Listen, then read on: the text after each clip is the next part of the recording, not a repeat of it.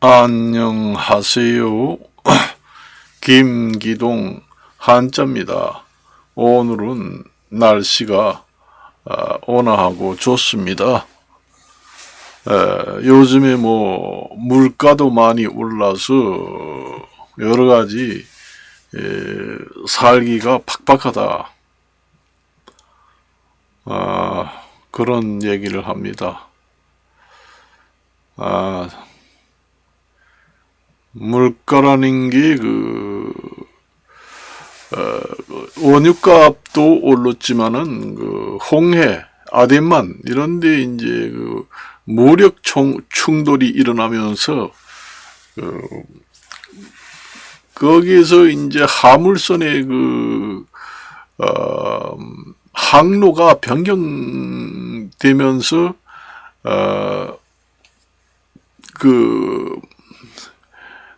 상당히 거리가 늘어났다 해서 운송비가 많이 늘어났습니다. 그래서 이제 물가도 오릅니다. 원래는 아덴만이라든가 홍해를 거쳐서 가면은 그게 지름길이라서 아주 거리가 짧아요. 그러니까 운송비가 덜 듭니다. 그런데 거기를 피해서 비행 돌아가다 보니 거리가 멀리 이제 가게 되니까 운송비가 많이 더 올라가게 돼서 그것은 곧 물가가 더 올라가는 원인이 됩니다. 그래요. 그래서 그런 문제가 있다. 그러잖아도 물가가, 그런 일이 없어도 이제 물가가 올라가는 판인데, 그런 것까지 더 생겨가지고 물가가 더 많이 올라간다. 그렇습니다.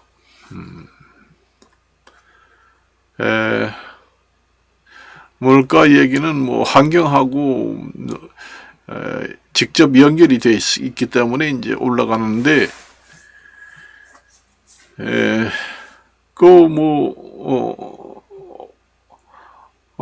농사가 이제 환경 때문에 안 된다. 그렇습니다.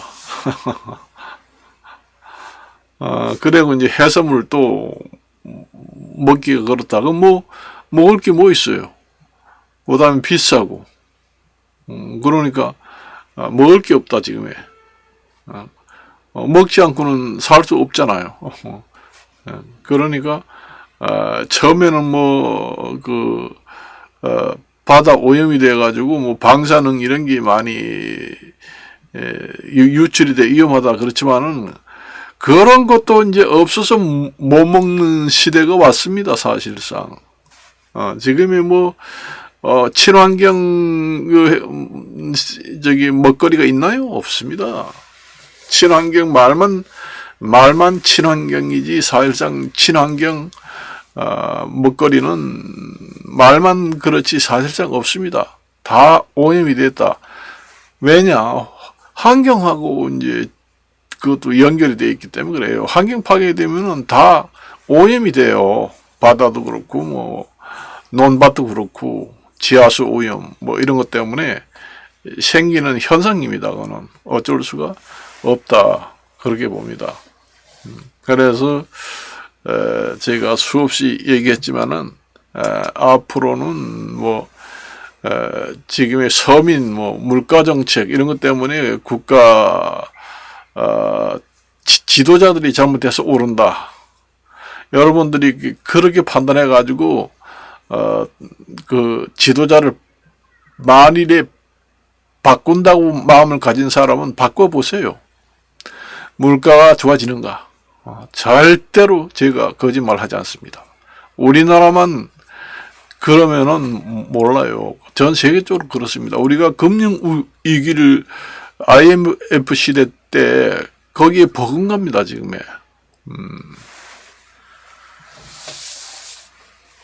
한번 제 얘기가 틀렸구나, 미친 소리 한다 하고 한번 정치하는 사람들 바꿔가지고 새로운 사람을 뽑아보세요. 그 사람들이 물가를 많이 낮춰주는가. 안 됩니다. 세금을 갖다가 투입해도 세금도 돈인데 경제가 좋아야 세금도 많이 세수가 생기는 것이 그것도 임시 방편이에요. 미봉책입니다. 장기적으로는 할 수 없는 물가 정책이에요. 그거는 안 됩니다.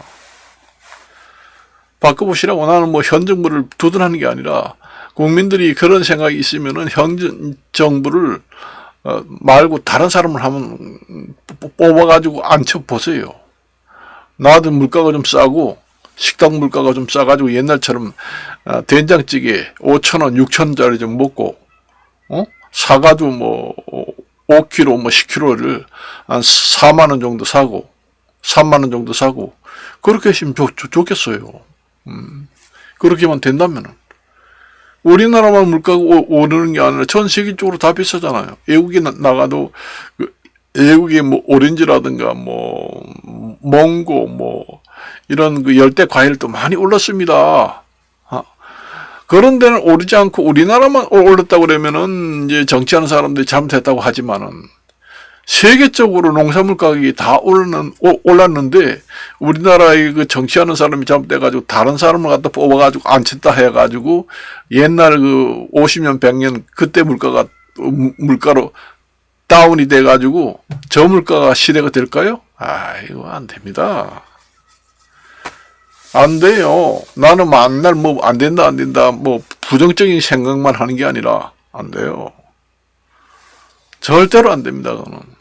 그리고 그 기상청에서 발표하잖아요. 점점 해마다 해가 가면 갈수록 점점 기온이 올라가잖아요. 그래서 얼마 전에 그 발표한 거 보니까 우리나라도 산불이 뭐 1.6배, 2배, 3배로 앞으로 늘어난다. 그래서 산이 다 산불이 나가지고 그 산림이 다 없어지면은 그게 엄청난 또 영향이 옵니다. 홍수가 오고 완전히 그 병충해도 시끌벅적하고 그 산림이 그 막아주는 그 여러 가지 기능이 엄청 많아요. 공기도도 나빠지고 지하수도 고갈이 됩니다. 원래 그 숲이라는 게 왕성하게 있어야 지하수가 많이 형성됩니다. 그리고 공기도 맑아지고 황사도 어느 정도 예방하고 홍수 예방도 있고 하는 기능이 수백 가지입니다. 외국에만 뭐 우리가 산불이 나가지고 뭐 아주 그 테리바요. 아주 한낮 12시 한낮인데도 불구하고 완전히 암흑천지가 됐잖아요. 불이 나가지고 완전히 끄림이 뭐 연기 이런 걸로 뒤덮여가지고 완전히 밤중같이 깜깜하고 해가 보이지 않는다. 그런 얘기 나오잖아요. 우리나라도 앞으로 점점 많이 생긴다. 그런 얘기가 나오자 오늘 텔레비 나왔어요. 텔레비 나온 거니까 예전보다 1.6배 내지 2배 정도 산불이 많이 날 것이다. 이렇게 뉴스가 나오더라고요. 우리나라도 피켜갈 수가 없어요. 환경 파괴가 되면은 우리나라만 피켜갈 수 없다. 농산물 가격도 계속 오르는 거 우리나라만 비켜갈 수 없고 산불도 비켜갈 수도 없고 그다음에 오염된 농산물을 먹을 수밖에 없고 그렇습니다.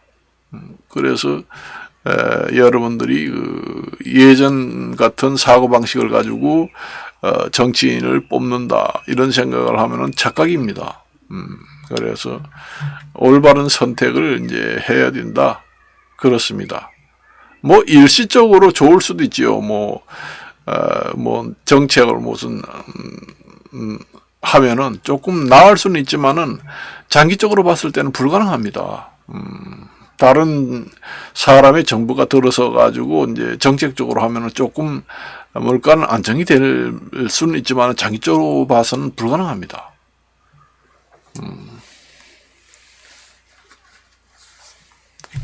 그 홍해 때문에 이제 그쪽으로 홍해나 아덴만 쪽으로 가면은 그 석유를 우리가 수입해 올 때 그 바닷길이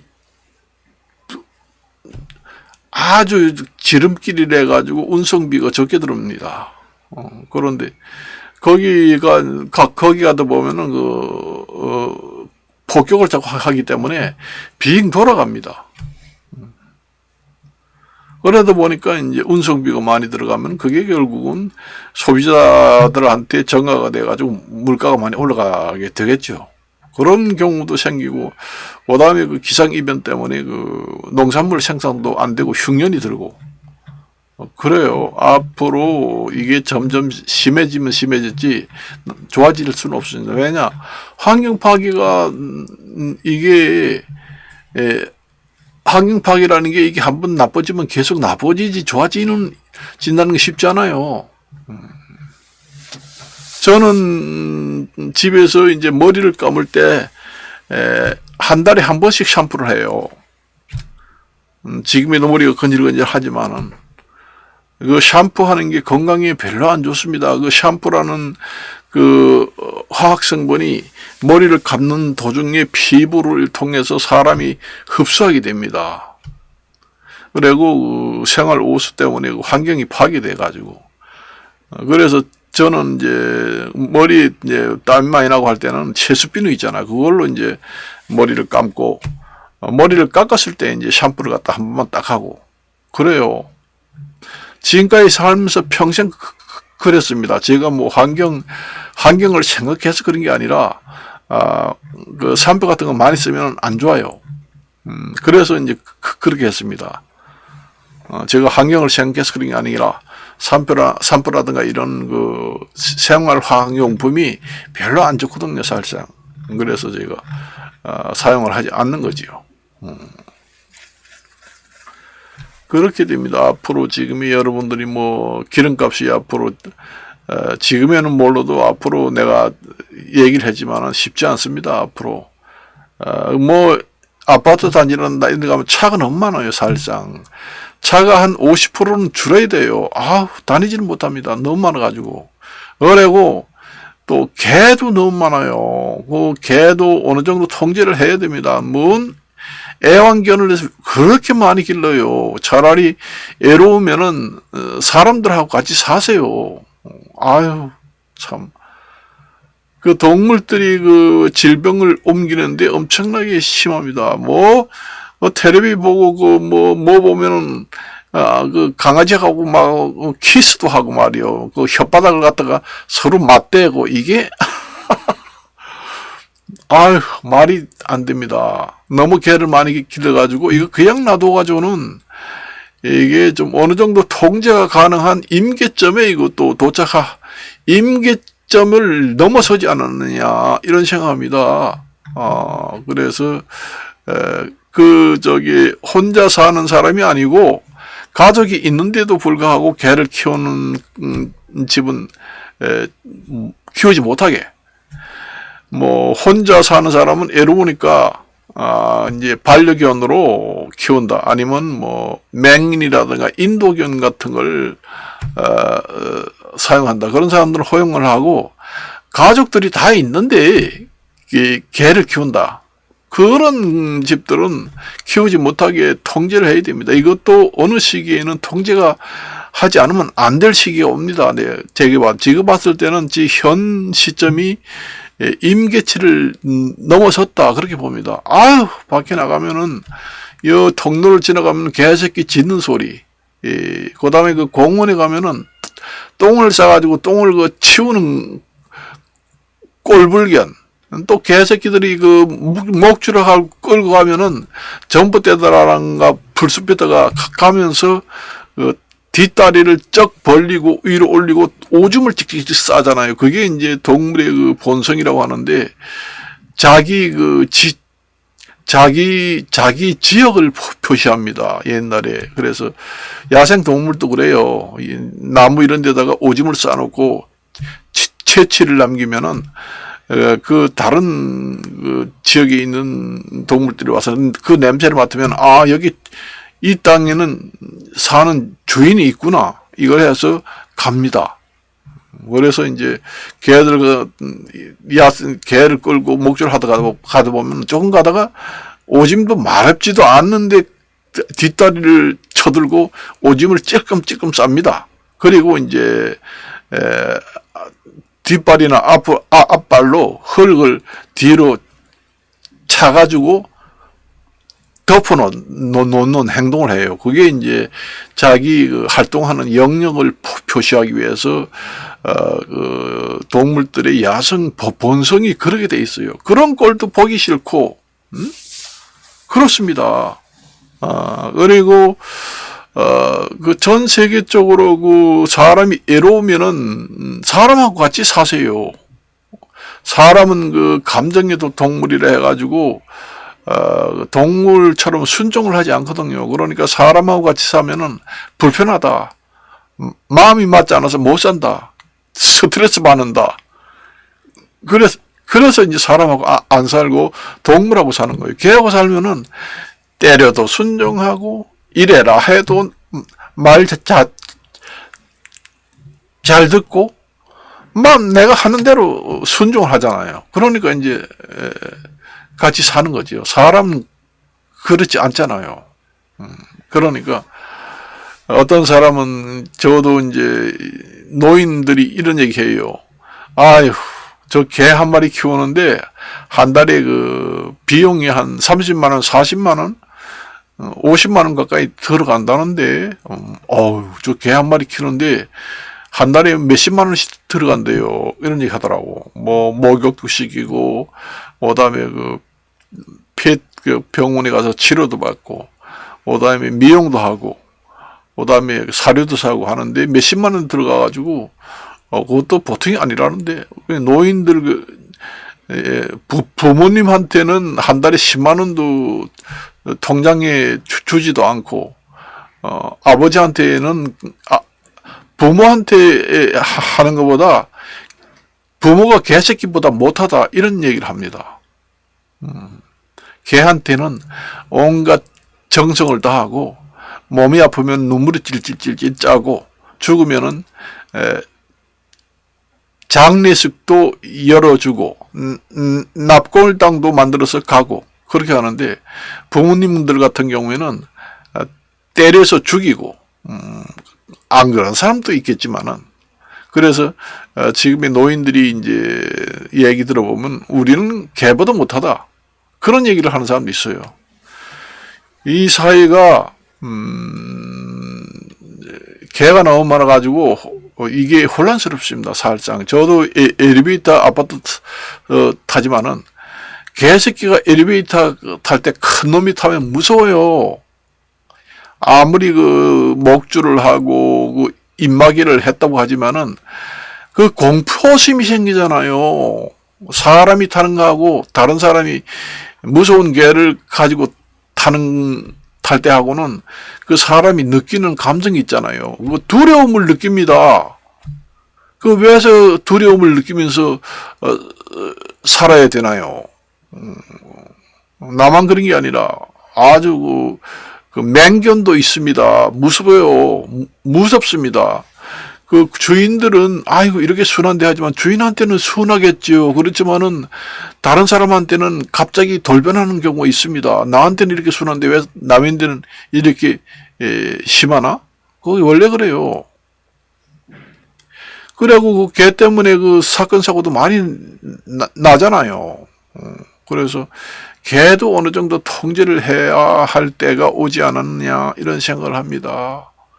여기저기 가보면은 공 같은 데 가보면은 그 의자에 앉아 있으면 개새끼가 그 의자 위에 올라왔다 내려왔다가 하기 때문에 의자도 더러워지고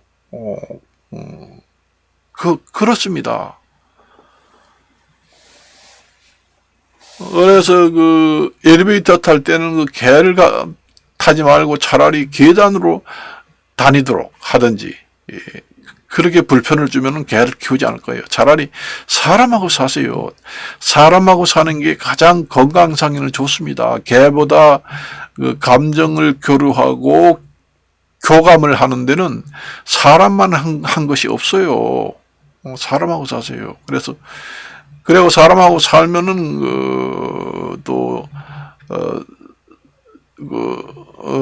좋은 점도 많고 그래요. 그래서